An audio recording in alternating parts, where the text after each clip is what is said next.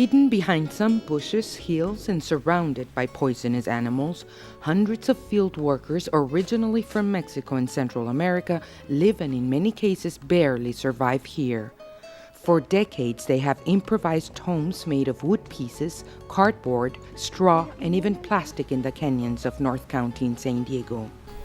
Usually they find jobs near the canyons, but in some cases, work is only found far, far away in the strawberry and tomato fields. Buenas tardes. ¿No está aquí el don? The workers have different reasons why they choose to live under these conditions. Juan, as we will call him, makes $6 an hour.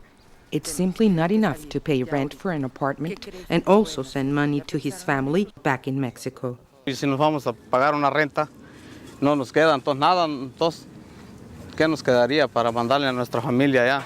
Others live here because it is where they feel safe, since they don't have legal documents to live or work in the United States. At the end of the day, they convert this place into something they can call home. A shelter where, very often, they are visited by people who are concerned about them. Like Enrique Morones, a local activist. Eso viene del Consulado de México, pero siendo de México, de Guatemala, donde sea. But in recent months, anti-immigrant groups and media attention have upset the peacefulness of this shelter. After decades of building their shanties on one side of the canyon, the migrants were suddenly evacuated and forced to rebuild on another side. Today, the story is being repeated. The workers are once again being evacuated from their small homes by the authorities.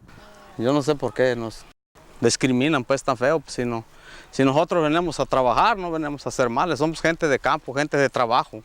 Authorities claim the migrants are a threat to public health, and the developers want to reclaim the land where the canyons sit to build more luxurious homes. To Claudia Smith from the California Rural Legal Assistance, these are not the only reasons.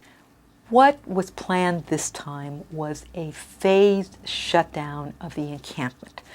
They were going to wait until at least the end of the tomato season, which is still weeks away, to conduct nuisance abatement. Because of the Minutemen protests and because, frankly, Mayor Sanders pandered to them, what happened is that the encampment was shut down from one day to another. And we interviewed a lot of folks who said that they wouldn't be going back and forth, that they would be staying in San Diego because they can't get back and forth as easily anymore. So, you know, it's not something that we can let go indefinitely. Whether that's a long-term solution or not, I don't know, but I think it's taken the immediacy out of the issue so that we don't have public confrontations between migrants and anti-migrant groups. The fact is that some residents from North County and followers of the Minutemen Project have their own views and reasons to demand their evacuation.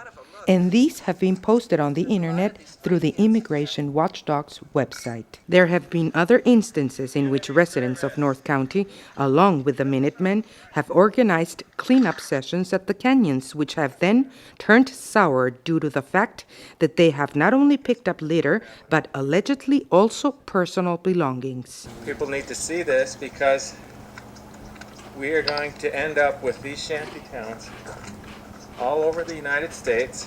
Those workers who still live in the canyons are afraid and are losing hope. De momento, pues nos asustamos. ¿Qué más le vamos a hacer? ¿Ver para dónde le vamos a dar o esperar a ver qué?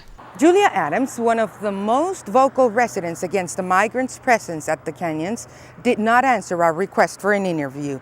Jeff Schwilk, leader of the San Diego Minutemen, says, however, he is glad the Minutemen were able to assist the residents in their efforts to prompt the migrants' evacuation. We're trying to stretch city dollars to try to build more affordable housing throughout the community. But I think that there has to be some recognition paid to the fact that if employers are hiring certain groups of people, they can't just let them go back and sleep in canyons. Many others, either against the migrants' evacuation or for it, are awaiting the outcome.